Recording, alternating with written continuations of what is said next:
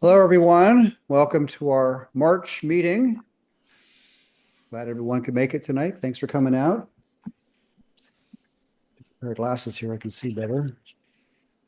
Um, tonight's all about spheres. We have a couple videos to show. We're gonna have a show and tell tonight.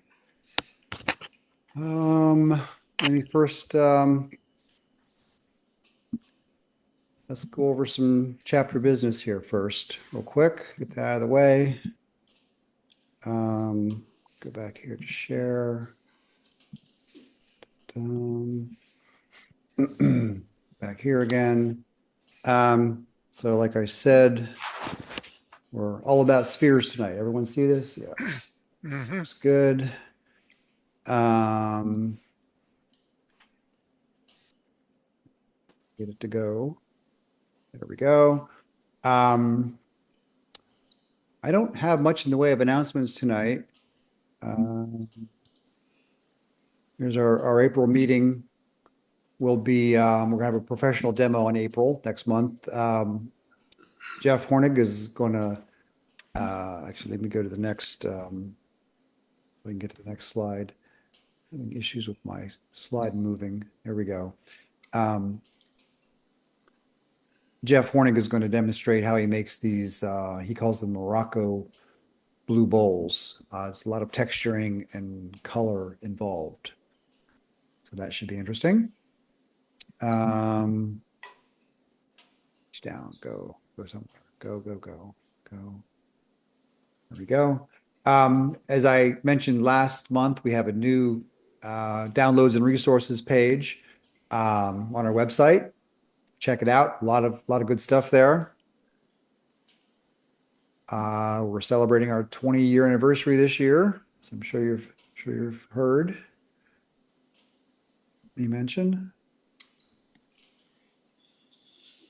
I am. Oh, here's the results of the March flash poll. Um, Looks like a complete unknown was the favorite for our crowd. Of course, it did not win. Surprise surprise winner was Honora. You didn't have a choice for I don't know any of them.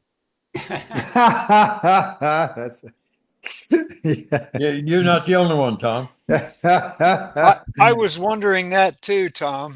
Fair enough. Of Yeah, that list, I've yeah. only seen one of them, the Dune Part Two. Um, okay, I think that's pretty much all the announcements we have. Oh, actually, let me just once again welcome all of our new members. Once again, we had actually a couple more since last month. We have this, I think, what is this, 20 new members here, 24 new members so far this year. So welcome again, new members. If any of you are on the call that I didn't give a shout out to last month, if you'd like to introduce yourself, please unmute yourself and speak up. Hi, I'm Ashley. I've gone to uh, two of the last three Mid-Atlantic Wood Turning Symposiums up in Lancaster, and I talked to a couple people up there, and that's how I got to know about this group. Great, welcome. Glad to have you. That's great. I see you're from Newark. Yes. Awesome, great. Anyone else? Anyone else up here? New members? Which side of Newark, Ashley? Right off of 273 and 95, right behind the Christiana roller rink. Okay. Cool. Nice. Is that one of your boxes there on your photo? On Yes, your, that's the first one I did. very nice. I've been Very nice. turning for about 2.5, 3 years now. Cool. What kind of wood is that? I was told it's a maple, but you know, to be exact, I'm not sure. Gotcha. Okay. Let me get out of there. Oh, before I forget, let's make Tom a co-host. Make a co-host in case, just in case my connection flakes out. Mike, I'm gonna go ahead and make you co-host also. Is Jim Wadham here? I don't see Jim. Let me go to my second screen. Here, yeah. Saw him. Yeah, there you Yeah, are. I'm here. Oh, there you are. Hey, Jim, I'm going to make you co-host also, just in case. Okay. Did Scott make it? Scott Wishart, he was having some computer issues. I see a Scott. I'm not sure if it's our Scott or That's me. that's you. All right. Okay, good. Your video is going to be one of the first ones up here. So I'm glad you can make it because people might have questions. I'm actually surprised I made it. So Okay, well, I'm glad you're here. I'm going to now do a Joe, brief introduction. Oh, before we start, does anyone else have any questions or announcements? I got Any I got officers a from other question, Joe. chapters have any announcements? Joe, I have a question. How do we Jim, yes. Hey, Jim. how do we know if we paid the dues? Is there You a shoot hit me an list? email and I check. Okay, I'll try to do that. I don't have any way of remembering whether I did or not. So Right. You know what? I actually I have the spreadsheet up here. Uh, I thought you Jim, might. Jim, I'm blanking on your last name. Bowman. Bowman. Jim Bowman. I do not see you have not paid yet this year. Uh-oh. Okay, I have Yep. some Yep. dues to do. Yep. Dues are due. Thanks, Jim. Yep. Any other questions or announcements? Anyone? All right. Joe, before we Yeah. go, probably ought to say something about the fact that you need to be thinking about the Delaware State Fair in July. Hmm. We'll be looking for stuff to display and, put your best effort in. We'll enter you in a contest. You win a blue ribbon. Yes, absolutely. Yeah, we'll be sending out more information on that. Also coming up I believe in June is the AAW Symposium.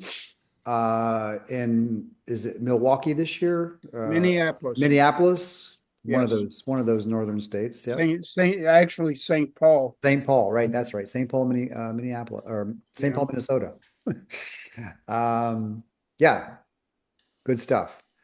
All right, let me go here. I just have a really quick introduction to now I cannot see there we go. Let's see if I can get this to work. Okay, so like I said, tonight's all about spheres.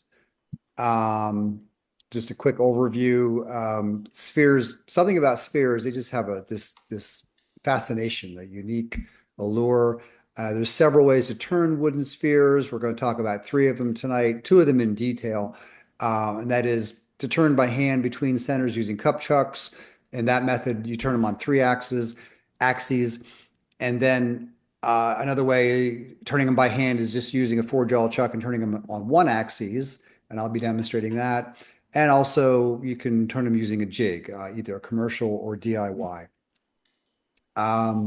More, more, more introduction on spheres. The simple elegance of a wooden sphere captures the essence of fine craftsmanship. A smooth, seamless curvature invites the hand to explore, rolling it around with a satisfying weight and warmth unique to wood. Mastering the artist's turning spheres opens up many creative possibilities, whether as a standalone piece or a building block for further exploration.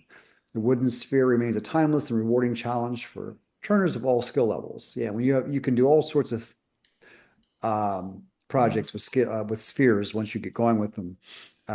You can carve on them, pyrography, and on and on. So the three methods I mentioned, turning by hand with using cup chucks, rotating it through three axes, turning by hand uh, you holding it in a four-jaw chuck, and turning it on one axis, or turning it with either a commercial or a DIY jig. The thing with jigs is commercial jigs can get quite pricey. So turning by hand, method one, this we're going to talk about this one first. Scott Wishart has prepared an excellent video tutorial for us. The cup chucks used in this method are typically shop made. It's an easy DIY chuck that you can add to your arsenal. And these are actually my cup chucks. And I have a photo here of how the sphere is held between them. The one on the spindle side, I drilled and tapped it to match my spindle. Alternatively, you could just turn a tenon on this end and hold it in a chuck. If you don't have if you don't have a tap to tap, in my case, 1 1/4 threads on it, you can just turn a tenon and hold it in a chuck is one way of doing it. On the tailstock end, I've embedded a nut here that screws onto my live center. And basically you embed the nut in epoxy and then turn the chuck or the cup chuck afterwards. You have to screw it on and turn it so it turns true. So that's just two examples of cup chucks. There's lots of ways of doing them. But that's the basic idea with cup chucks. And like I said, method two, turning them by hand, is turning them on just one axis. And in this method, the blank is held on a four-jaw chuck, and I have a brief video showing how this is done. And I turn it entirely with the skew chisel, and it's great skew practice. And as far as jigs go, here's the better known ones. The Carter sphere jig, and this one on the right is the Vermec. I have this one, and I know Scott Wishart has it, and Jim Wadham has it also. So we have collectively a lot of experience with the Vermec sphere jig. And just a couple quick slides showing some inspiration. These next few photos are from Instagram from a guy I follow in Japan. His name is Takahito Ichikawa, and he makes a lot of really cool things. I really recommend following him on Instagram if you're on Instagram. He just gets really creative, and you see here he literally elevates the spheres. You get an idea of the scale. That one photo shows his hand there. Really creative. Joe, do you put any kind of a softer material in the homemade jig, or do you just adjust it as you have different sizes to turn? That's a great question, Ross. Yeah, I put it like a little. There's a couple ways of doing that. Like I noted, I saw on Scott actually made a cup chuck that had an embedded O-ring in it, which I think is an excellent idea. Okay. If I had to do it over, I would do that. Just basically turn a groove in the Right. cup and embed an O-ring in there. What I do is I just put a little piece of neoprene, like a little neoprene disc Right. between the cup chuck and the sphere. It adds a little bit of friction because otherwise it can burn it. You could, Yeah, if right. if you don't have it too tight or not tight enough, you can get burn marks on it. Let me throw in one comment about that. You want to use something that's really thin. If it has any ability to flex, you'll be able to mount it crooked. Right. And, yeah. I have some really, really, really thin pieces of neoprene sheeting. I mean, it's probably like a 32nd thickness, or it's really that I use, and it works pretty well. And you also have to make sure if it's curved that you cut with a scissors, you cut slits in it so it's not wrinkled at Ah, all too. right. Good point. Thanks, Gary. Hey, Joe, the other thing you didn't mention is rubber Chucky's holders as well. You don't need to turn them. I use Right. those. I like them, but Right. Yes. Robert Chicky makes cup chucks and they're very well done. Yeah. So yep. that's definitely another option. Thanks, Jim. And Yeah, these, Carter makes cup chucks too. oh, okay. Great. Thanks, Scott. Lots of options. Like I said, they're quite easy to just to turn a set of them on your own. It's nice, quick little project to make your own. So Mike Oakner sent me these screenshots from a demonstration that Martin Sabine Smith It doesn't have an E in it.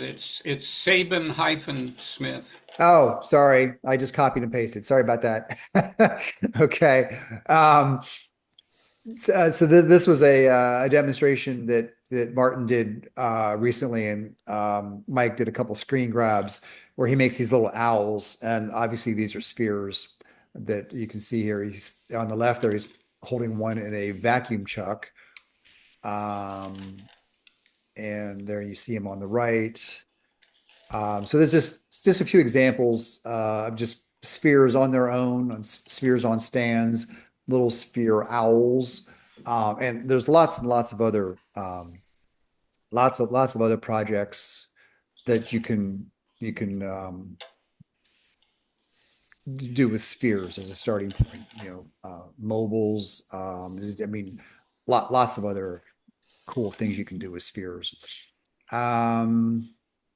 Any questions? If not, I'll go ahead and start the first video we're going to show is Scott's, and he shows the first method of turning a sphere using cup chucks that we just discussed, turning it on 3 axes. And let me get the right tab open here. I'm going to stream this directly from YouTube, so hopefully there won't be an issue. There shouldn't be. I do have an Ethernet connection here, so it should be good. And see if I can make this full screen. Hi, I'm Scott, and welcome back to my mini wood shop. Today, we're going to turn a sphere out of a piece of walnut by hand. Keep watching. Yeah. Yep. I've mounted between centers. And I'm using those lines that I drew as a guide. Now you could center punch those lines and then just pop them into the points on your lathe, but I just kind of eyeballed it. All right, now that we have the piece mounted on the lathe between the centers, I'm going to move the rest into position, make sure it clears the rest. And we're going to turn these corners away and turn this into a cylinder using a spindle roughing gouge.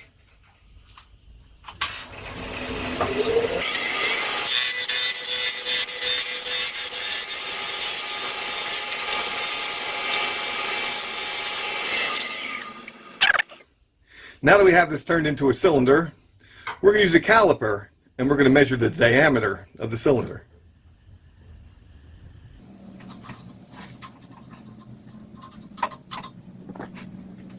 Okay, so you want this caliper to just barely make it over there. All right, and that'll give us the diameter. Now I'm going to take a pencil and I'm just going to kind of mark a line on the edge with the lathe running to give me a boundary line.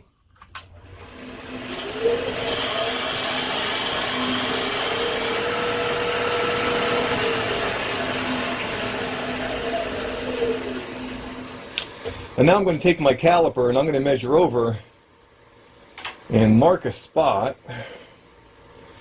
where that caliper touches the edge. All right, now I'm going to take my pencil and we're going to do the same thing we just did. The lathe on.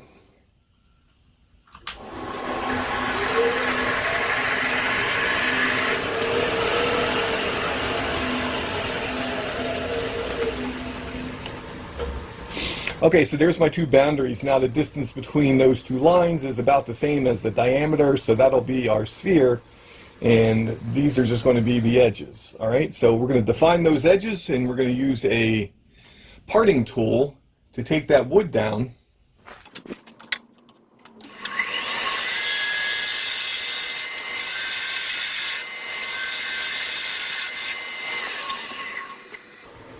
Boy, that did a terrible job, didn't it? I'm going to need to sharpen this parting tool.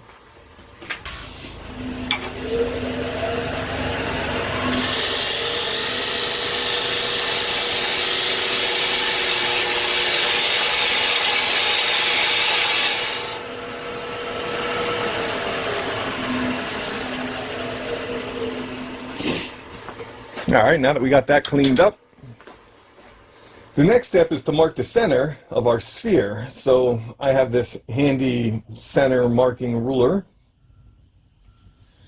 All right, so what we're going to do is we're going to kind of put this so we have just about the same on each side.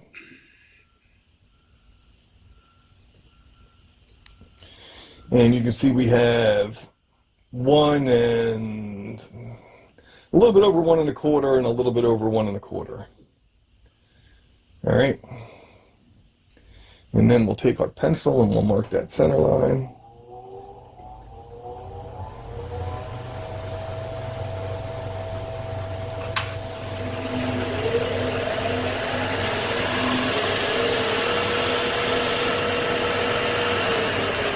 And there we go.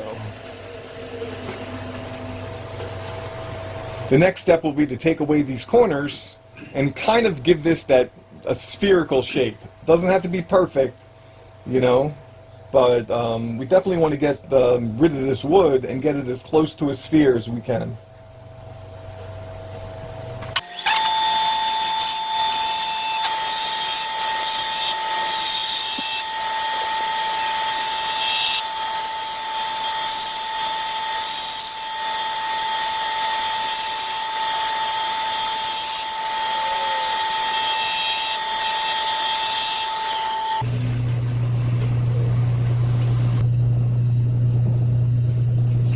So there we go. I mean, it's not perfect. It's not bad by doing it by eye, but we want to get this to be as perfect a sphere as we can. So let's continue on to the next step.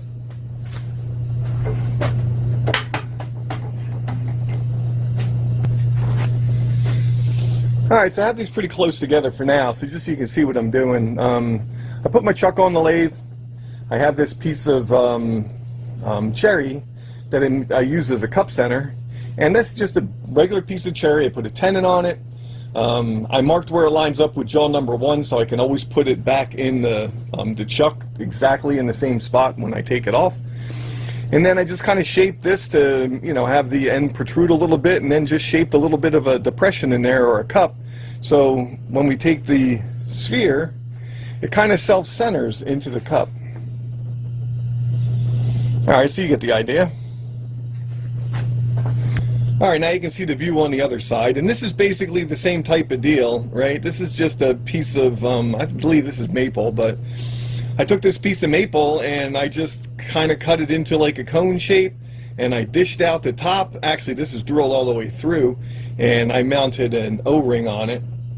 And then this is threaded, so it threads onto the end of my live center. All right, so you can see how that's all working in there, right? Just threads on the end of my live center.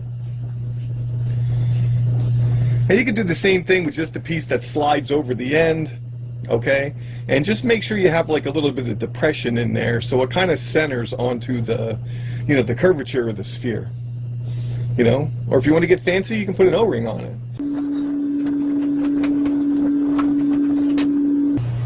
All right, so now I have the piece mounted here in the lathe. And you can see I got to turn these stubs away. So what I'm going to wind up doing is I'm going to take my spindle gouge and I'm going to turn the lathe on. And when I have the lathe running, you'll be able to see where the stubs are, but you'll also be able to see the line that's created by the wood, and it's going to create the sphere. So you'll see what I'm talking about when I turn the lathe on, but it's going to be loud and I don't want to talk over the lathe. So let's take a look.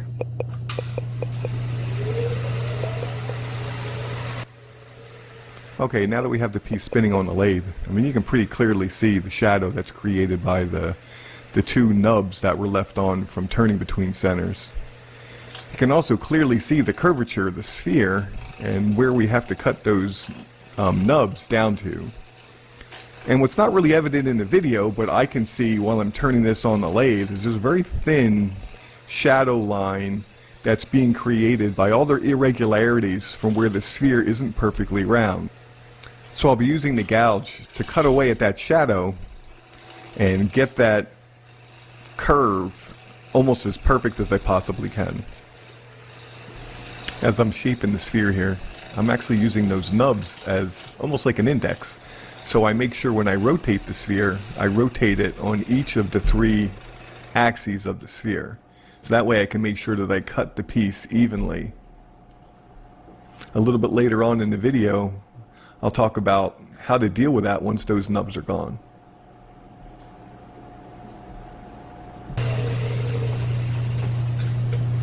Okay, so those stubs are gone, and you can see that I was using the wing of that gouge as a shear scraper, and I was kind of turning away into the surface irregularities. So now what we're going to do is we're going to reposition this piece. All right, we're going to turn it 90 degrees, and we're going to do that again.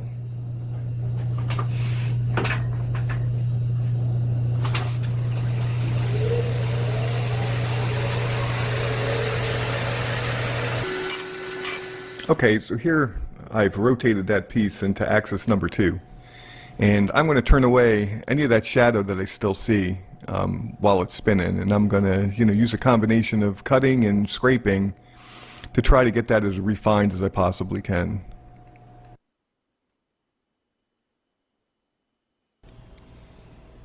Alright, so the video's sped up here, and I'm just kind of pointing out the low spots and some areas that still need to be smoothed out. So I've rotated this now to axis number 3, and we're just going to continue like before and just smoothing out any of the bumps.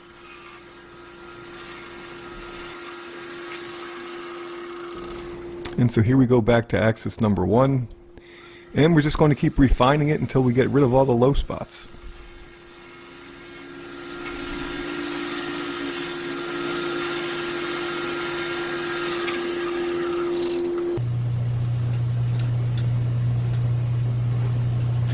Okay, so you can see I have this one little persistent area I cut in a little bit too deep here. Okay, so we're just going to have to keep this rotate, cut until we have that smoothed out.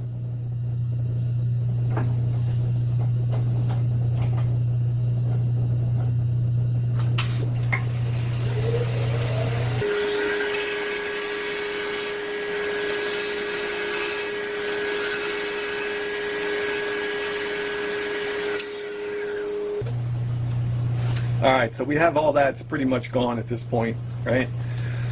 Alright, so now that we have that pretty much nearly perfectly round, to just tweak it, what we have to do is we have to rotate that on all 3 axes. Alright, and we have to make sure we set up a pattern so we continually rotate the piece on the axes, or the axes, I guess is how you would say it.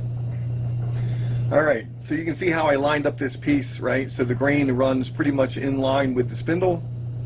Alright, so this is going to be my first position. Alright, and my second position is going to be 90 degrees, but with the grain still lined up in line with the spindle. Alright, and then we'll do a little bit of refinement here. And then the last position will be with the face grain in the cups. So the grain is running perpendicular to the spindle. So that way I'll make sure I hit every one of the 3 axes, all right? And I don't repeat any, all right? So we want to keep this thing as round as possible. We have to pretty much use that pattern. So let's start here.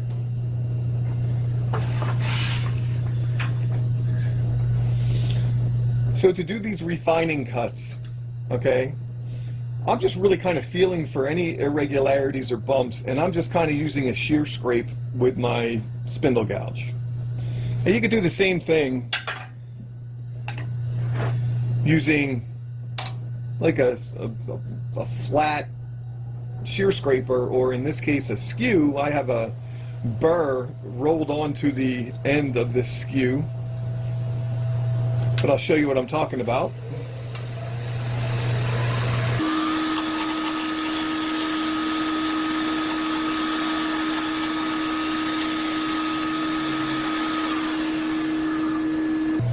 So you can see I'm just kind of refining that. I'm trying to just remove any bumps and irregularities or high spots.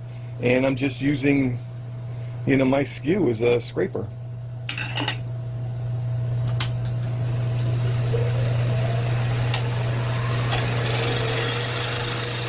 Alright, so now you can see that I've gone back to my spindle gouge, and I'm just using the wings just to barely touch the wood and just feel for any bumps or irregularities and try to smooth out that surface as best I can. You know, and I'll just continue to do that same thing on all three axes of the piece.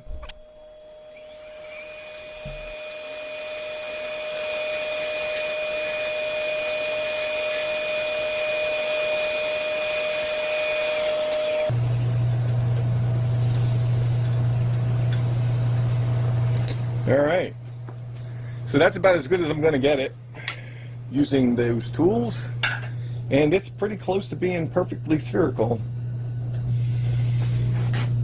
Okay, so here we have our sphere turned. Just needs to be sanded, and to sand it, we're going to do the same thing as we did before. All right, we're going to put it in between our cup centers, and we're going to line the grain up so it's kind of in line with the spindle. And I'm going to take some 120 grit, and we'll start sanding with the 120. Sanding's pretty boring, so I've sped this up quite a bit. But the piece was sanded with each grit on all three axes up to 400.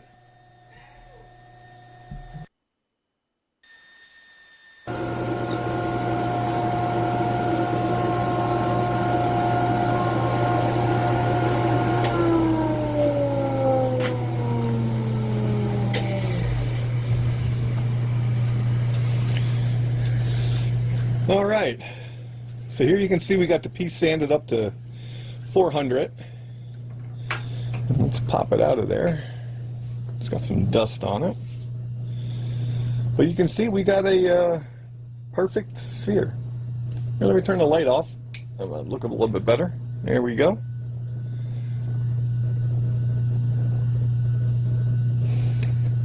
All that's left is to put on your favorite finish, and then maybe polish it up.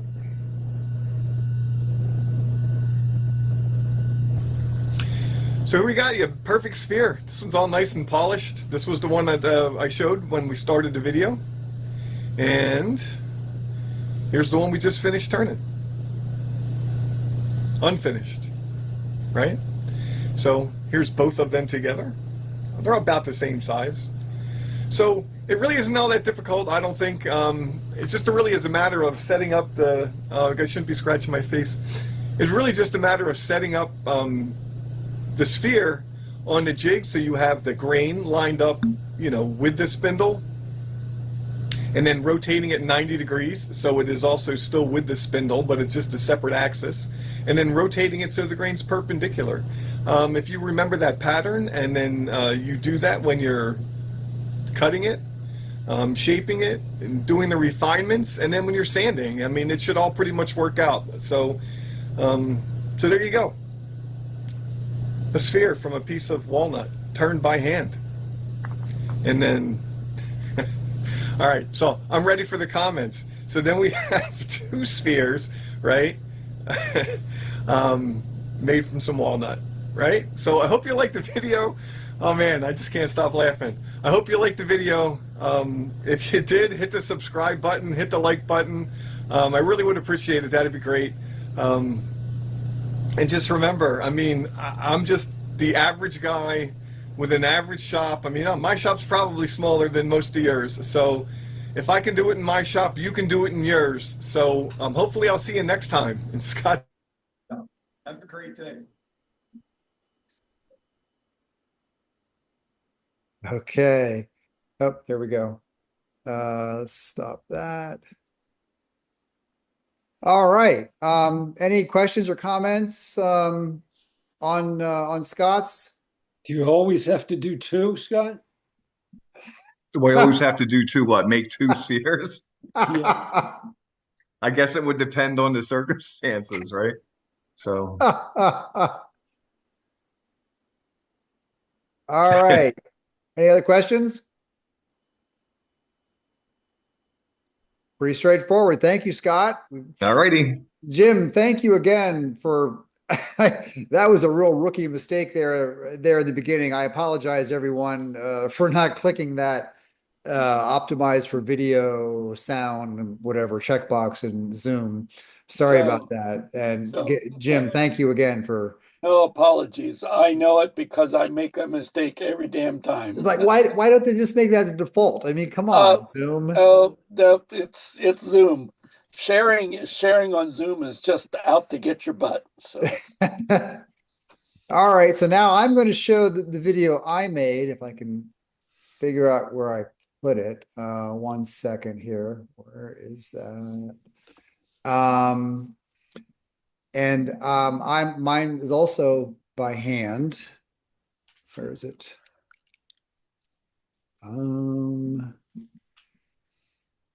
Turning a sphere. Here we go. Found it. All right.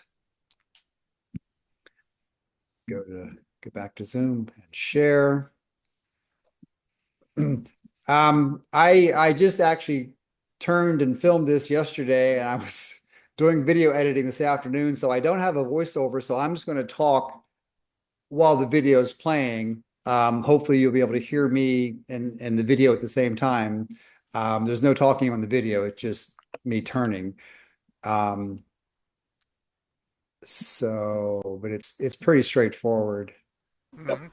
All right, so I've got a piece of cherry I've already turned to a cylinder, and got it chucked up in my 4-jaw chuck. And you see I have the tailstock up here for support. All right, so the first thing I want to do is like Scott, we're going to measure the diameter of the cylinder that we turned.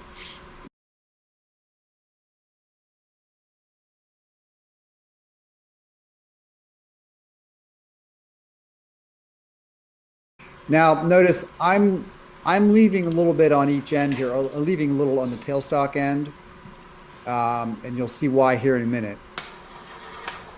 So I'm marking this. I got this is the diameter of the cylinder transferred to the length of the cylinder. Now, as I mentioned earlier, I do this entirely with a skew chisel. I actually use 3 different skew chisels here. Here I'm just using the peeling cut to turn this down so I got a nub there, so I have room to work on that end a little bit. Again, that's a peeling cut. Everyone hear me okay? Can't say someone say something. Yep. Now, notice here I'm coming in about a 1/4 inch to the side here of the other mark. And from experience, I've determined that if I don't do this, I end up with a flattened sphere. Now I'm switching to my other skew. This is one of my favorite skews here,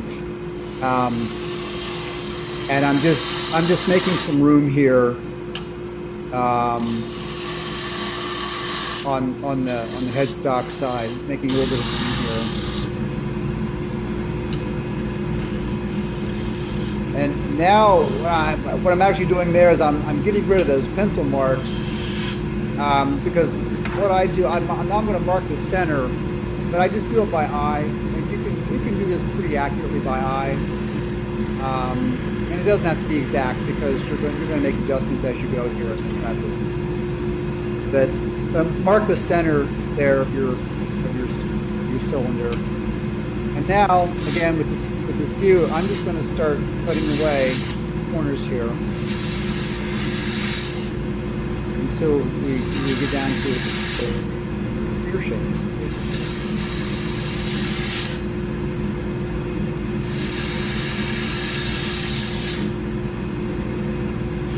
This is great skew practice, by the way. You notice I'm almost entirely throughout this, I'm using the tip point of the skew. This is not a planing cut, this is a slicing cut. And I find that I have the best control if I'm using the very tip of the skew. It's a very, very satisfying cut, just slicing that away like that. Take just a little bit at a time. You could use either the long point or the short point. Often, like if I get up on the top, near the top, I'll use the short point. If I'm down on the side like this, I'll often switch to the long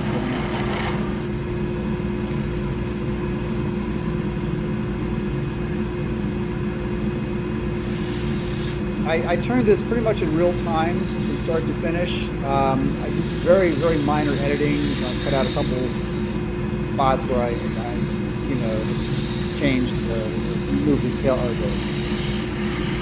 the banjo around, or a couple times at knees. But for the most part, this is entirely in real time.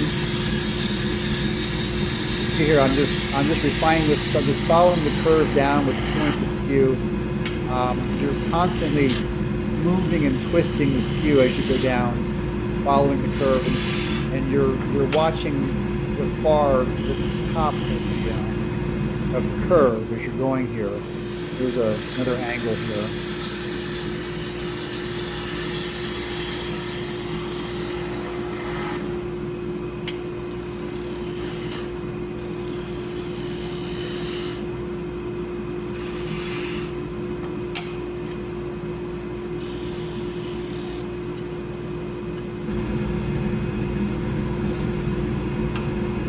Now I'm going to work on the other side a little bit. I still see it. Notice I still have the tailstock up for support, stability.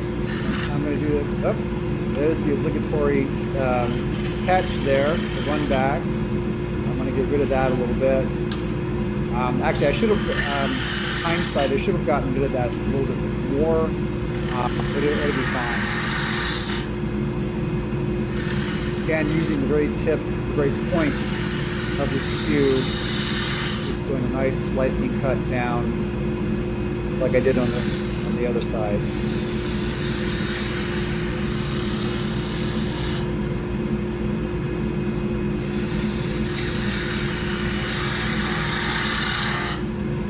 Nice thing about the skew, you get a really nice finish right off the tool.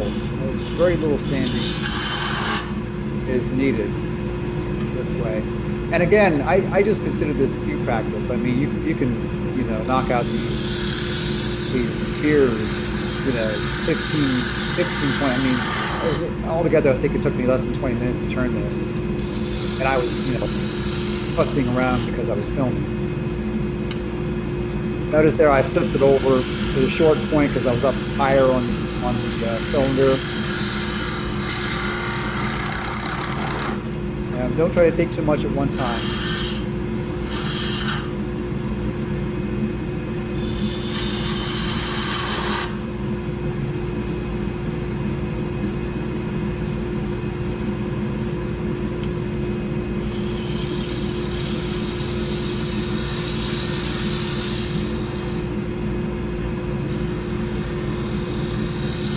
This skew chisel, I actually made this skew chisel. This was a Bedan tool that I got from Thompson lathe tools, and I ground it into the skew shape.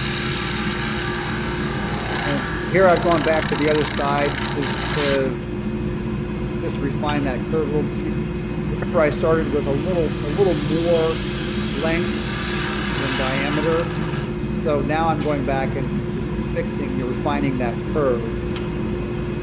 And like I said, I found if I don't start with a little extra on the ends and the length, I end up with a flattened sphere, a flattened globe.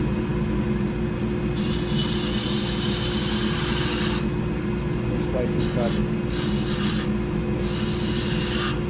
Just a little bit of time. You can just point.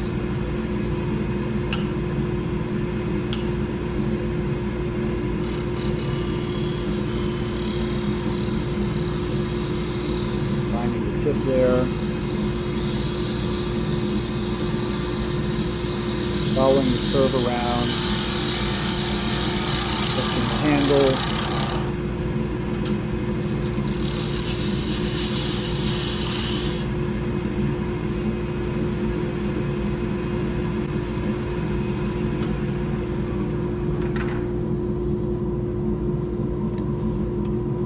Now I'm going to take away the tailstock and finish the one end.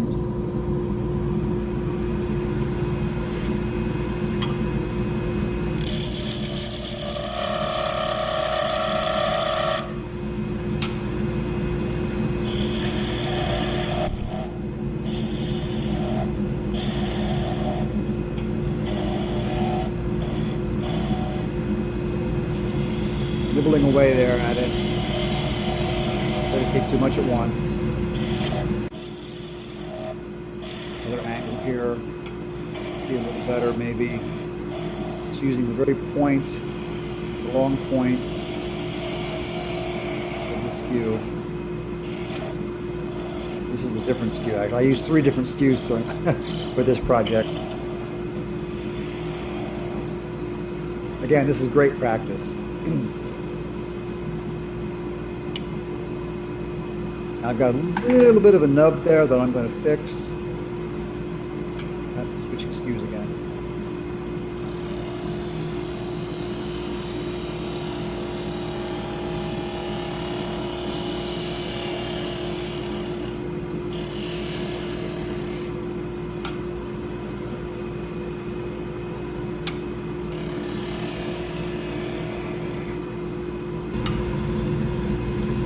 So I'm pretty much done with the left side there, as we're looking at it. Now I'm going to refine the right side, or the headstock side.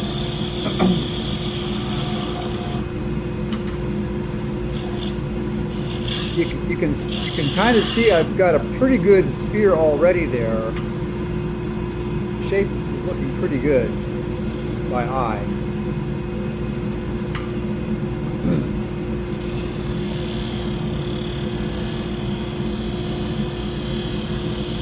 Coming around till I find the point.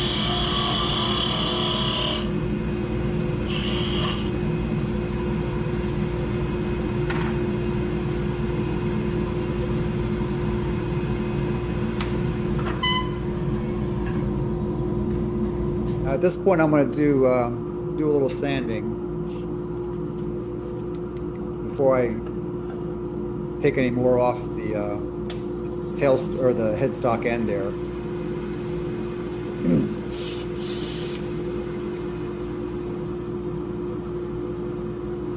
Slowing it down. I forgot, I had to slow it down there a little bit. I was turning about 2200, and I turned it down to about 900 to 1000 for sanding. That's still a little fast for sanding, but for spindle turning, it's not too bad. I would never sand that fast if it was bowl or something larger. Well, I want to get rid of that. I have to get off. I just wanted to ask you, did you ever change the height of your tool rest while you were doing it? Yes, I did. Once or twice, I did. Okay, thank you. Sure.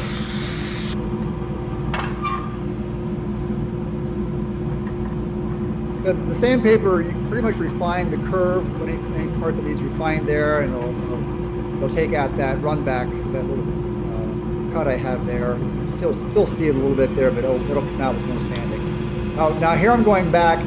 I realize I need to take a little more off this right side because it's too much to sand away. So I decided to come back with 1 or 2 more final passes with the skew to refine that curve a little more. I mean, I probably could have sanded that out, but I just rather just go back and cut that to a more perfect sphere shape.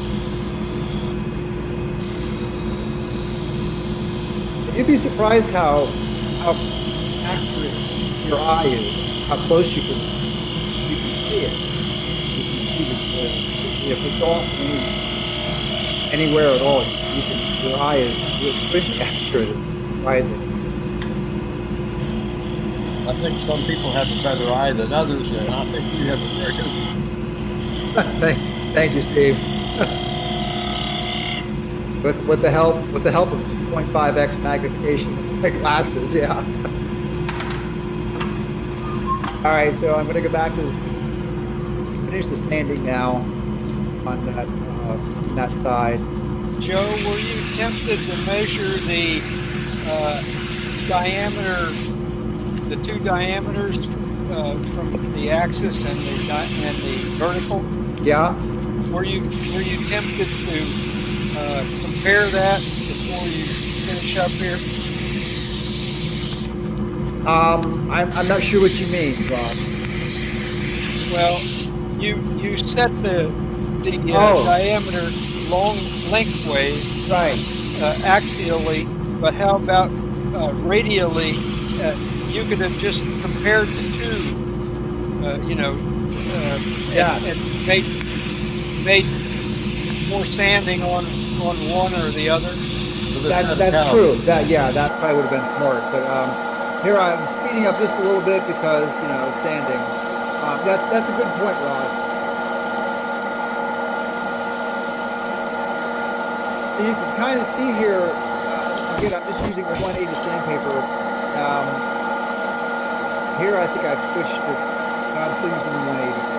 But you can see I've got it pretty good there. Yeah. Now I've switched to 280 grit sandpaper.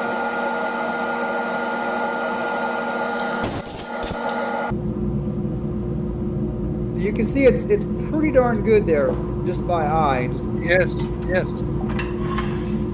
And now I'm going to part it off. Another trick is to use a thin donut, move the donut around and see if there's any gaps. Right.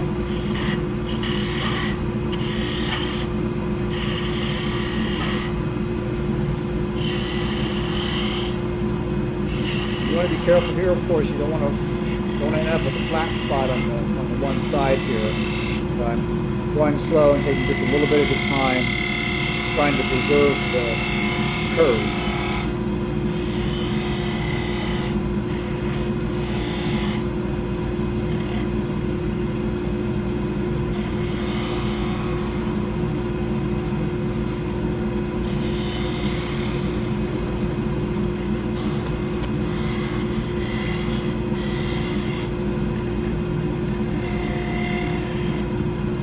This is a great skill building exercise. You could do the exact same method with a spindle gouge. If you're more comfortable with spindle gouge, you can do it the same way. Everything I've done here, you can recreate with the spindle gouge. But I definitely encourage folks to give this a try. It's great practice. If you're going to do it this way, you want to make sure you start out end grain, because a side grain, this thing would be busted off already. Oh, absolutely. Oh, yeah, this is definitely a spindle project. Yeah, this is entirely spindle. Obviously, this is entirely spindle turn. And I'm just cleaning up the bottom here with a little more sandpaper. Excuse me.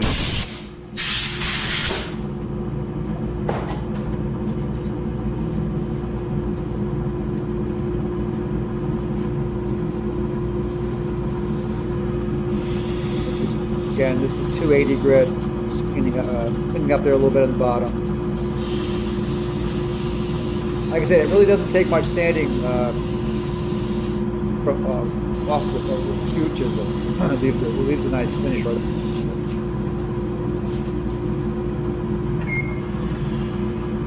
And now we're going to part it off.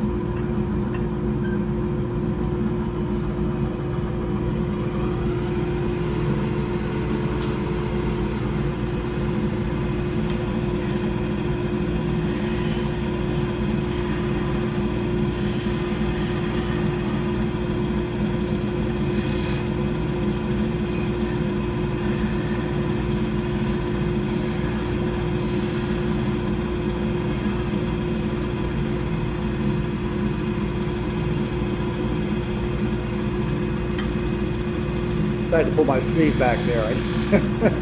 getting close to the chuck there. I don't want to get a sleeve caught at the chuck. And there you have it. Bravo. Not too bad, not too shabby. Oh, Yeah. nice. Little nub there that I sanded off really easily. That's it. And let's see, let me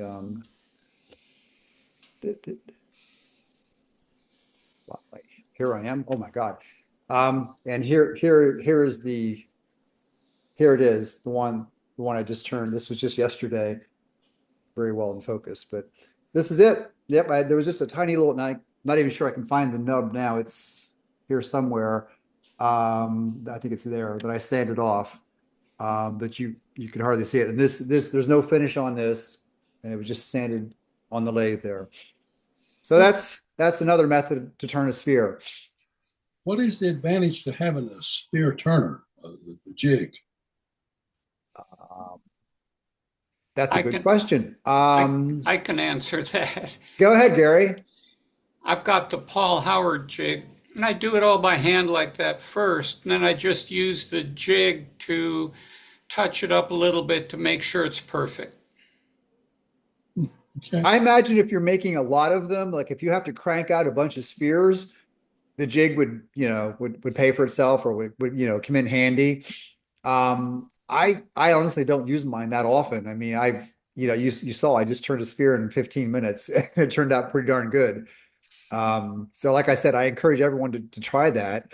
It's great practice. It takes a little piece of wood, little scrap pieces of wood.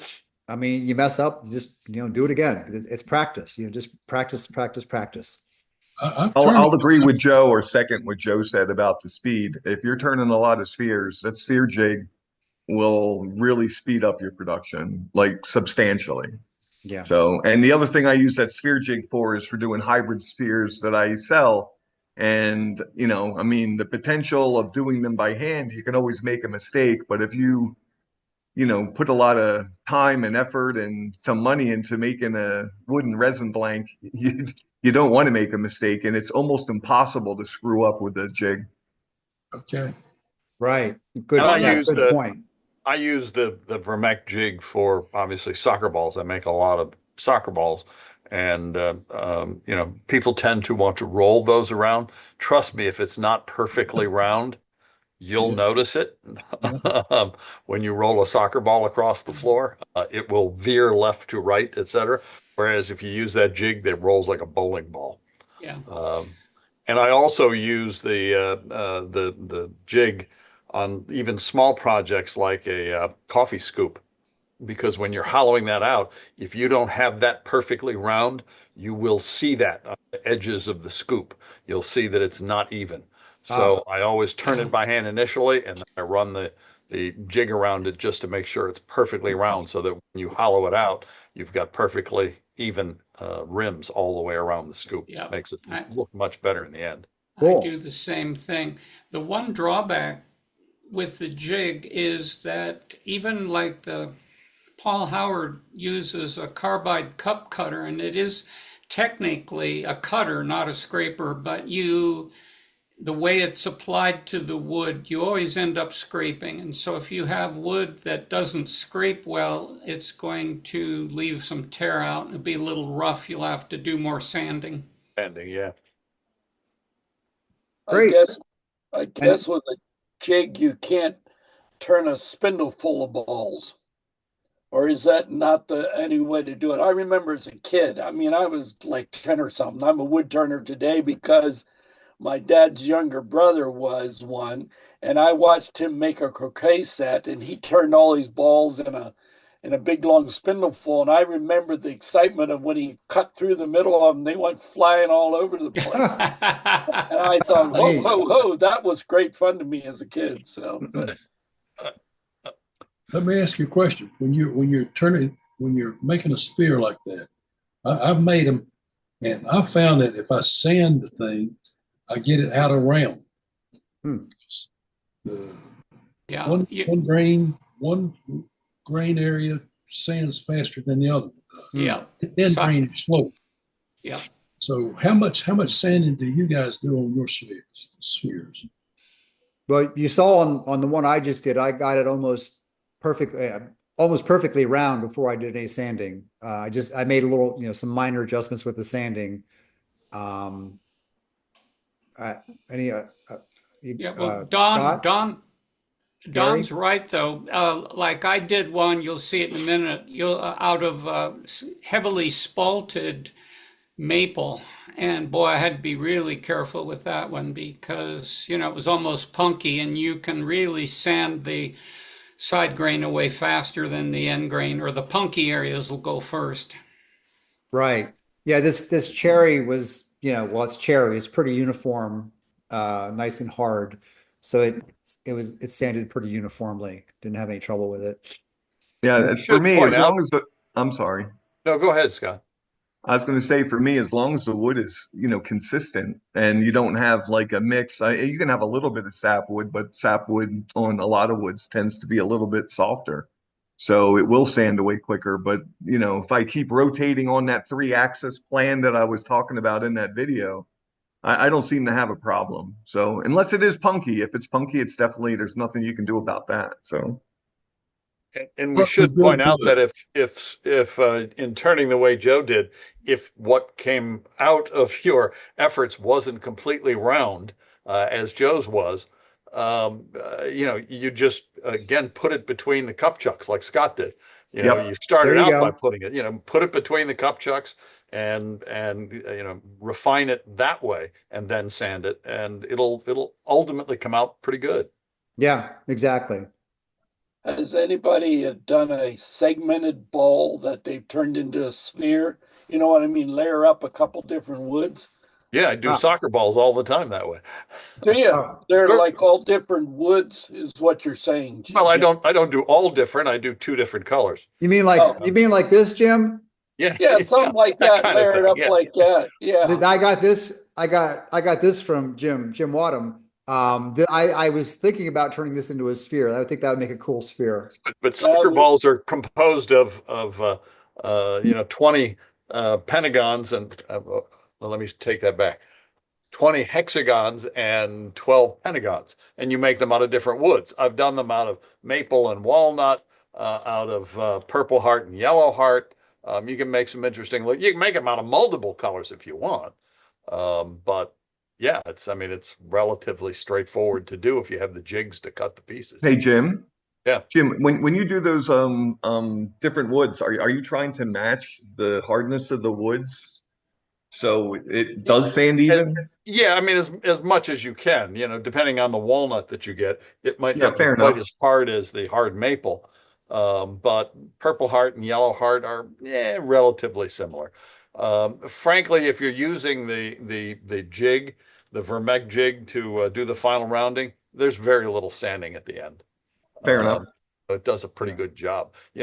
Unlike the two types of sphere turnings that you guys just showed. When you use the jig, uh, when you get to the point of just having the nubs left, it's a perfect sphere. You don't want to screw with it. Yeah. You Right. know, Right. you, So, you so, don't so want to be putting it between centers to do anything other than take the nubs off very carefully. That's the only thing you're doing to it is taking the Right. nubs off because the whole rest of it is a perfect sphere already.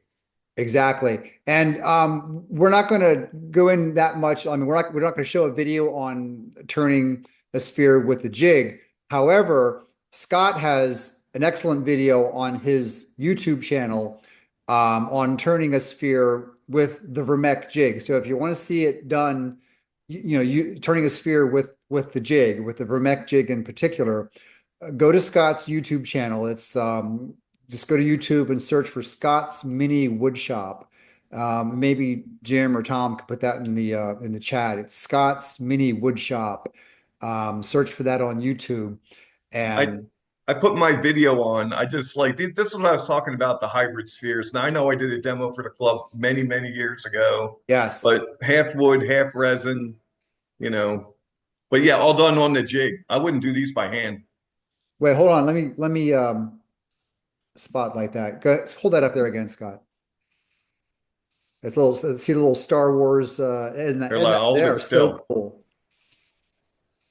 I'll tell you for whatever's worth, Scott's video on using the Vermec jig for it is way better than the video that Vermec did on their own website. Yeah. So yeah, definitely check out Scott's YouTube channel. He's got a lot of good stuff there. And you can see him like Jim said, he's got a great video on it there. Any more questions on spheres? Sphere turning? If not, I guess we'll go to show and tell. We've got a few show and tell items. All righty. Let me get set up here.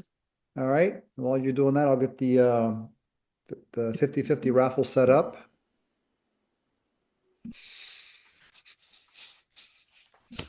Okay, we'll share this. Okay.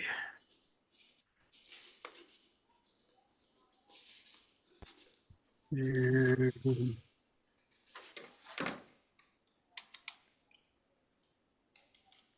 okay, let's see here. So speaking of spheres. Can everybody see that? Okay. Yep. See something. Looks good. Okay. I don't know if Eric's here tonight or not. He had to be. I'm here. Are you? Good for you. Physically, anyway. Mentally, I'm not sure. But all right. So let me see if I can scroll this down. Okay. So I did make the sphere a little bit by hand doing the 45-45. But basically, I did end up using a jig to finish it off. The first one I made, the seam in order to put the magnet in, I did it around the center. This one, I said, I can do a little better job. And I don't know if you can barely see in the bottom the line, but that's where the magnet went up in it. So there's 4 magnets in the bottom, electromagnets, and there's a regular magnet with a plate behind it in the sphere. This was in the August 2022 American Woodturner step-by-step instructions for anybody who wants to make one on their own.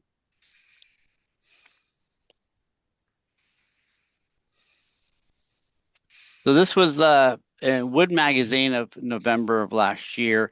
It was a rectangular one, and my wife liked it. And so I said, that's no fun. So I decided to make one that was obviously round. So the lower part is maple, and the upper part is Pentagonian rosewood, which is not a rosewood. It's actually called sable. It's a South American wood. So I turned the ring, that ring right there, and then I used a router and with a diamond point and routed for the bars to go in. So.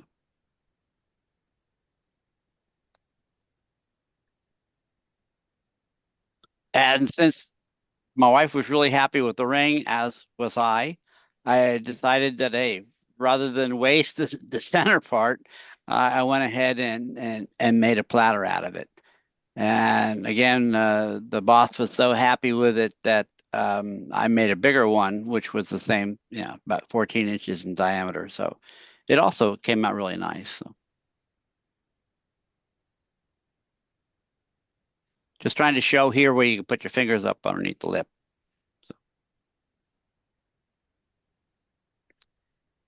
So in my recent trip to Australia, not only did I pick up the wood from a fellow wood collector, but he had a couple of these square boxes with a round lid.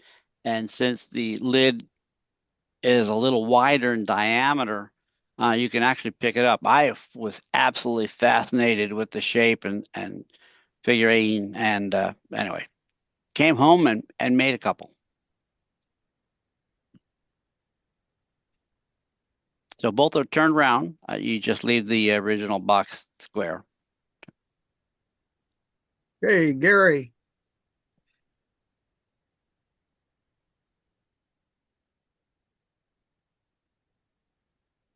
Gary Gunther.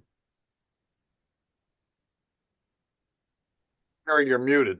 Yeah, I'm sorry, I had myself muted. Yeah. I want to thank Tom and Joe for letting me throw a bunch of these on here. So I'm putting 2 per page, and there's going to be 5 pages. So this one is called Masked Marauder, as for obvious reasons. It's spalted red maple with a branch inclusion. It's about 3.5 inches in diameter. And I've turned a few of these pedestals, but I kind of got to the point where I'm just putting them on little stone donuts now instead. Okay, so the next one I called Zoned. And that's the one I was talking about with the black line spalted maple. That one's 4 inches in diameter. Okay, next. Okay, so this one is spalted dyed hickory with some gold wax in the grain pattern. Did a little bit of trans tint dye on that one. And next, okay, so here now we're getting into a little bit of augmentation. I'm trying to begin to channel Max Brozzi on this.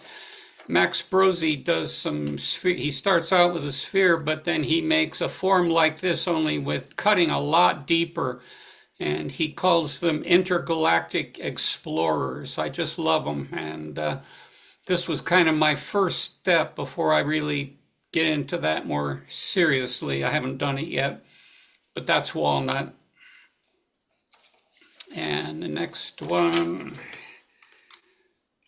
This one is cherry, and I just call it, well, it has a name. I call it Willie's Orbits because I got the wood from Willie Simmons down Southwest Virginia. That one's a little smaller. It's about 2 5/8 inches in diameter. The trick here, of course, is to not chip out the corners.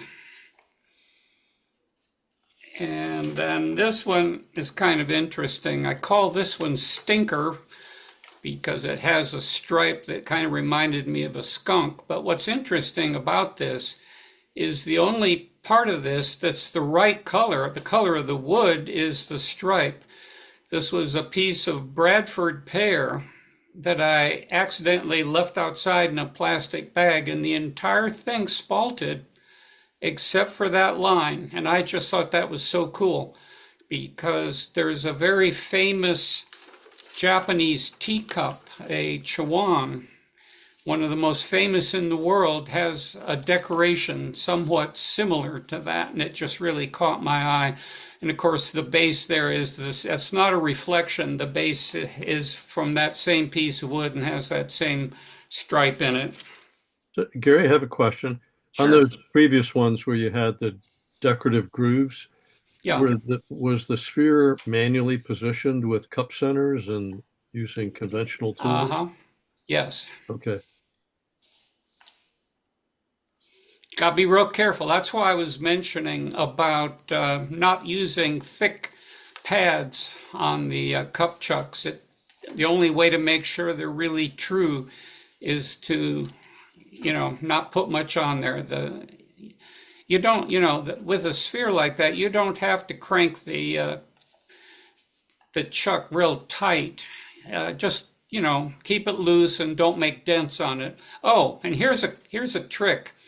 If you do, okay, and it's always good to have your cup chucks be an appropriate, well, okay, if you use an O-ring, then like that, then you can do it for pretty much a variation in sizes. But if you just turn a cup chuck, if it isn't the right size as the sphere, you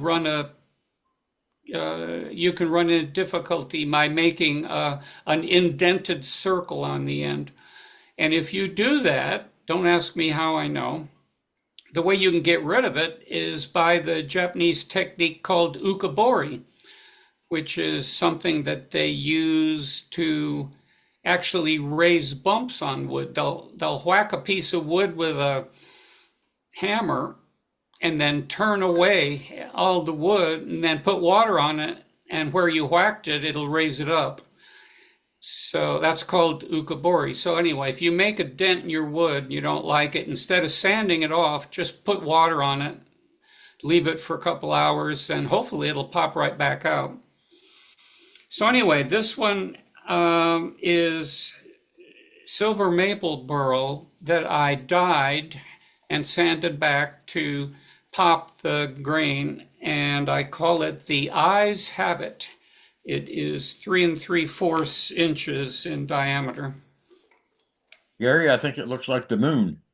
Yeah, it doesn't it though? Absolutely. I actually have another one that I'm not showing tonight that I call the Rills of the Moon, but that's another story.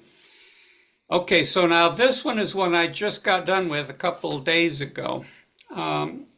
I don't really have time now to go into the whole story, but I like Southwestern stuff. I like fetishes. I have a bunch of bear fetishes here at home, and the fetishes will often have a medicine bundle on them to give them powers. And so I thought, if you can have an animal as a fetish, why can't you have a sphere as a fetish? So this is the second one I've made. The first one I made for the widow of a friend and gave it away. But so now I have one for myself. So this one is dyed silver maple, burly dyed silver maple. It's I think the sphere is 3 1/4 inches in diameter, and the other materials on it are leather, which is the band that holds the medicine bundle in place. It's dyed leather.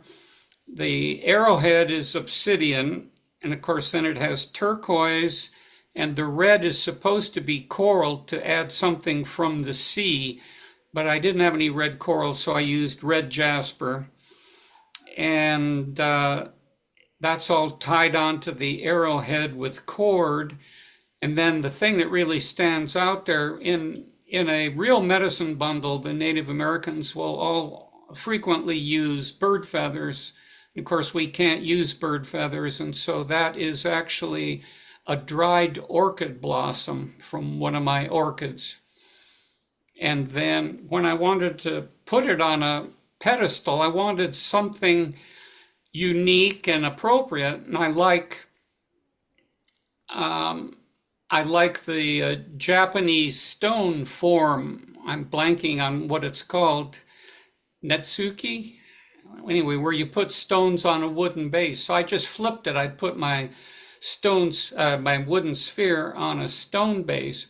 It's called suiseki. Suiseki, right. There you go. Thank you very much. It wouldn't come into my head. So I looked in my rock collection. I actually collected this rock to potentially make a suiseki out of it, but it turned out it's kind of shaped like the arrowhead, and so now I've got a base that kind of matches the top. So I thought that was cool. All right, enough of that. And now there should be 2 more, right? So Character. Yes, this one I call character because, it's got some character. It's silver maple burl. And on this one, instead of dyeing it, I ebonized it with iron sulfate. And in case you've ever made your own, steel wool and vinegar, it's such a horrible mess. You don't have to do that. All you got to do is buy a little bit of FeSO4, and you can put it in water, and it works just as well as the steel wool and vinegar, and it's a lot better to control. It doesn't smell as bad. It doesn't make a mess. So that's how I got the color on this one, was with iron sulfate. And the last one is actually 4 spheres.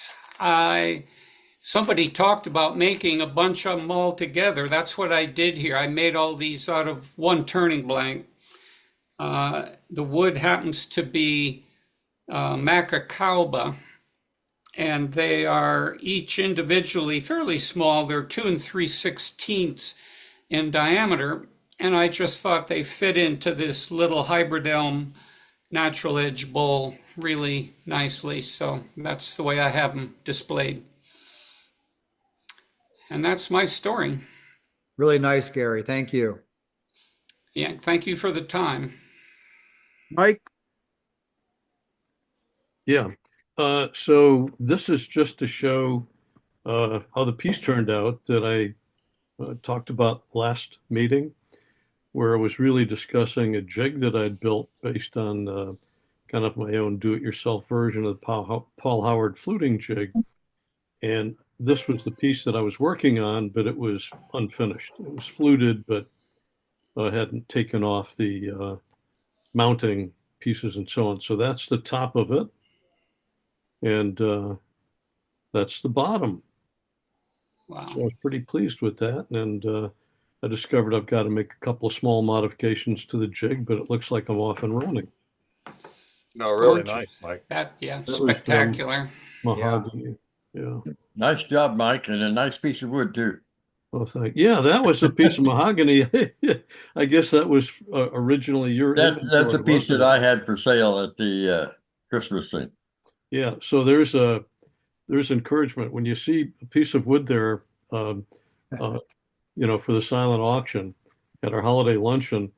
Imagine the possibilities. I had no idea that's what I was going to do with this. Very nice. Okay. And then this is just to show, kind of a reminder that some of these meetings we have and some of the demos, this was you know, from Tom Sloan and Jim Wadham's demo on how to make these two tools. And I had to miss that meeting, but I went back, looked at the video, and made myself a round skew and the little point tool. The point tool in particular is one I'd been wanting to have for a while. So guys, thanks for that great demo and for having this and all the other tremendous resources up on our website. Good. Good. They look beautiful. That is it. Okay, we have a couple more. Well, Steve sent me a photo that I want to share. I guess he was a little didn't quite get it up in time for the show and tell. Let me make sure I have it here. Where did it go? I'm usually late. No worries. I thought I had that queued up. Sorry, folks. It's in my downloads. Where did that go?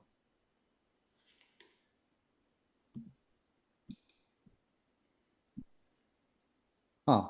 I just had that. Too many tabs open, Joe. I know. Wait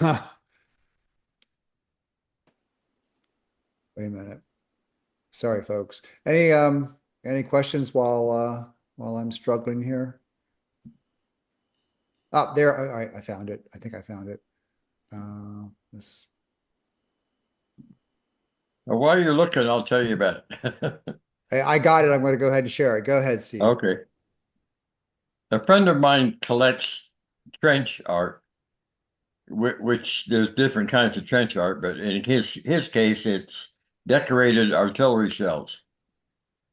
And he gave me a call recently, and he's got a few of the empty shells he'd like to have a bullet in the end of it up.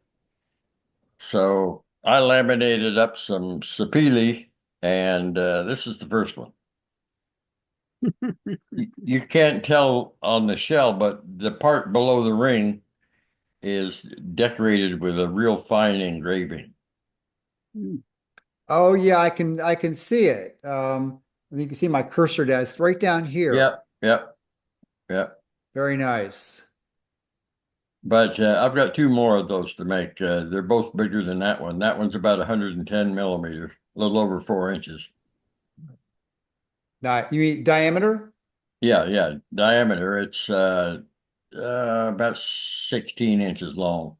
Nice. Well, the whole thing's 16 inches long. There's 4 inches of it down in the shell. Got it. Very nice. And I have a quick show and tell. But by the way, that's not the first time I've done an artillery shell. If you stop by Fort Myers down at Rehoboth, down at Cape Henlopen, the 16-inch shell that they've got in there, I made. Oh, Yeah, they demonstrate their dry fire with those. All right, here's something I've been working on. Get this up here. And this is always blocking the present. There we go. Present. So we are about to undergo a major kitchen rehab very soon. And as part of that, let's see if I can get this to work. Down, no. There we go. So this is a drawing from that the designer did, showing a part of the kitchen, of our new kitchen to be. And you see there the center island. We're gonna have a new center island. It's gonna look like this, and it's 9 foot overall. It's gonna be a very large island with one big slab of actually black soapstone on the top. And you see here, the designer, turned legs here. Of course, I'm turning the legs, and they're not going to look anything like these clunky things. So I went about to design legs for that island, the end of that island. This is what I came up with. I wanted something not too elaborate, not colonial. The shape or the cabinets are kind of like a shaker, very very plain shaker style. So I wanted something not too, not colonial, but kind of shaker. But this is what I came up with. I did this in a drawing program. The legs I'm going to do. You notice, so this is what I'm going to work off of when I'm turning it. You notice most of these measurements I have here are millimeters, because when I'm actually turning, and using my calipers, I'm not masochistic. I'm not going to try to do inches or fractions of an inch. It's much easier to use millimeters if you have a, veneer calipers or what, to do that. So here's what it'll look like. And the third leg will be a split turning, you see here. So I'm actually going to be turning 3 legs. And the third one will be split turned, and they will be attached to the end of the cabinets. So that's what I've got going on. Are you going to add a vise and dog holes there? No. He's going to make it a multi-function table. Yeah, exactly. I don't think the wife would go for that. So here's an in-process shot or photo. This was one of the glue ups. And I made these legs quite large. You see here on the right, they're 4 1/8 inch square by 36 inch long, because I wanted them to, it's a huge island. It's a 9 foot long island. I wanted them to be proportional to the island. So they're going to be quite large. And here's a selfie with leg blank. You can get an idea of the actual size of them. Can you go back to the picture for a minute, the drawing for a minute? Let me give you a hint. I made a cabinet similar to that for our church kitchen, and I used store-bought legs, but down at the bottom of the leg, I put a screw into the floor and cut the head of the screw off, and then drilled a hole in the bottom of the leg and set it down over that, which was now a bolt sticking up. So that there was no chance somebody was going to walk by it and kick it and break it. That's they're pretty small. They're pretty small spindles, and they've held up now for years and years. That's not a bad idea. Yeah. Assuming you don't ever want to move the island. Yes. Exactly. Right. No, not Oh, planning you, on. you could just lift it right off. No, you could, but you got to hold 2 holes in the floor then. Yeah. Yeah, How you're many, having new flooring also. That's not a bad idea. I'll run that by my contractor. Yeah, that's thanks, Steve. And you got big dogs. If they slide into those legs, Yeah. yeah. Yeah, well, they're gonna, like I said, they're pretty substantial. I mean, they're gonna, they're gonna be pretty heavy, and it's gone under, 9 foot slab of black soapstone. Pretty heavy. oh, Not just the wood, it's the connections you got to worry about. Right, right. so Yeah. you're going to trade broken toes for broken legs, right? That's right. Yeah. By the Another way, way to Joe, look at it is that's a long lever. Yeah, that's true. That's true, Don. by How the do you way, go how, ahead. how do you connect them to the soapstone? The soapstone will actually be just resting on top.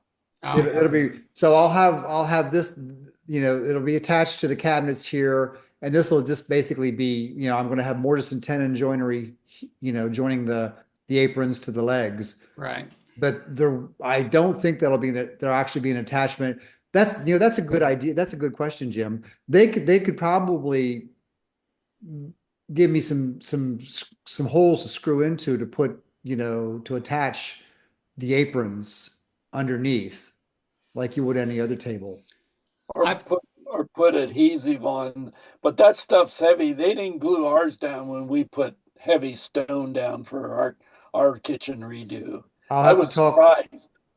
I'll have to talk to the granite people that are doing it for, that part of the project. Yeah, it's Yeah. so heavy that a little bit of construction adhesive would hold it there Yeah, fine. there Used you go. it. That's probably what Yeah. they'll do. They used adhesive caulk on ours when they put them down. They just laid a bead on top of the cabinet, set it down on Yeah. top of that, and holds it in place. Yeah, that sounds logical. That's no doubt what they'll do. So they'll just have a bead going all the way along the cabinets and then along the structure I have here. That assures it has a level resting place too.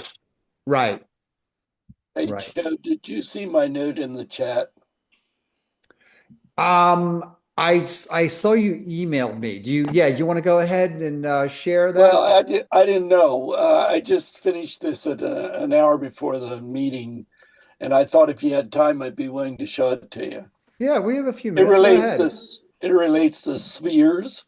Yeah, So, go ahead, Jim. I made you a co-host. Go ahead and share your screen. You so have I can share it. Okay. should be able to. Now I got to make sure I do all those checks I was telling you about. So,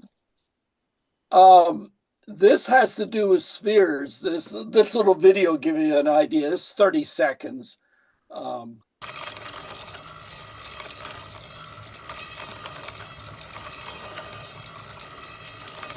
I was too lazy to, no, not too lazy. I play bocce, so I have bocce balls around, and I thought, why make spheres? But I did have a platform for them, and then I motorized it today and finished it about an hour before showtime. So. Looks like an ad for Google. Yeah, here's basically what I did. This, hang on a second here. There we go.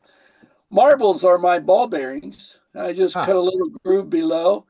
I bought a little motor from 50 RPM motor from Amazon that has a conversion box. I think it's a 12-volt motor that has a little conversion box I bought, so it's AC to that.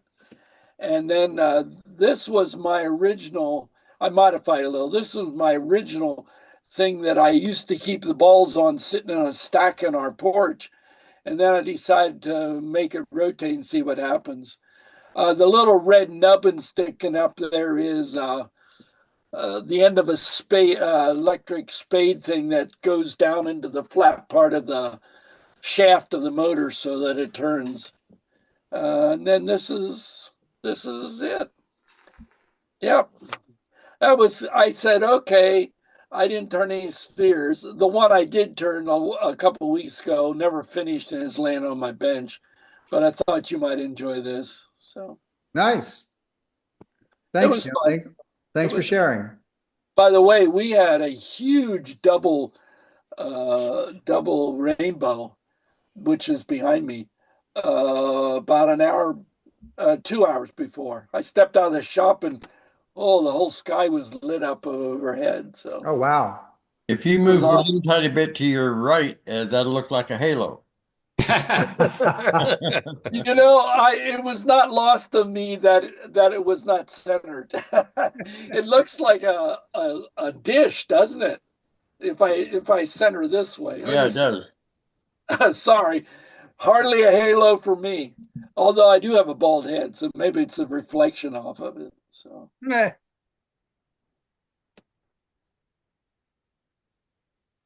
All right. Any other comments or questions? I'm Yeah, just I got a looking. comment about his rainbow there. I have a Go ahead, younger Don. brother. He's 10 years younger than I am. I raised him because when he was 44 years old, my mother died. Our mother died.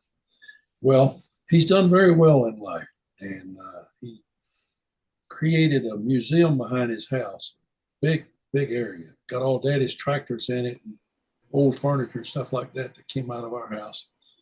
And he had a dedication one day, the Lloyd and Lucy Searles Memorial Museum. And we had a big crowd of people there. But when we came outside, I had my camera set up on a little hill behind it. And there was a rainbow that went from his memorial museum over to his house, which was across the field from him. And I said, well, Mom and Daddy are looking down on me. It's a beautiful rainbow, and it's got a windmill between it and the house. And it's just a pretty place. But that was very unusual to have that dedication for the Memorial Museum and have that rainbow come out just as we were leaving. That's neat. Yeah.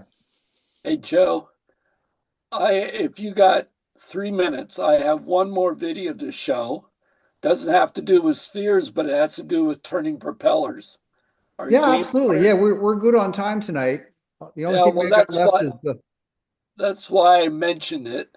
I happen to have it here somewhere. Let me find it quick. It's supposed to be right I here. see Yep, propeller there it is. turning river Yep, birch branch. right there it is. Uh, okay, let's go for it.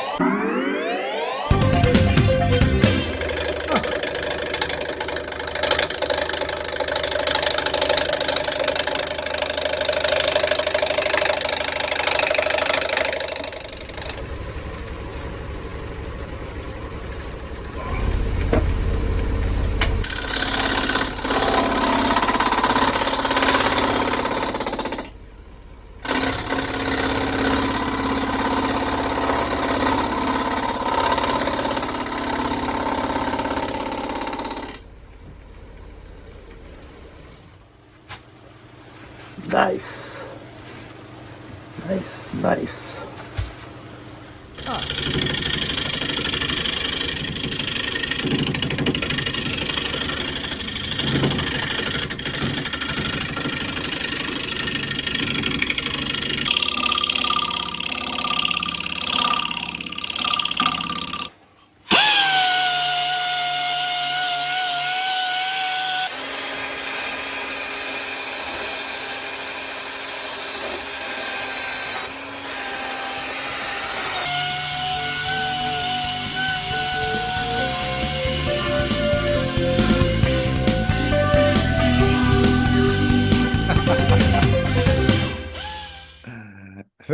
Very nicely done, Jim. Thank you. Thanks for sharing.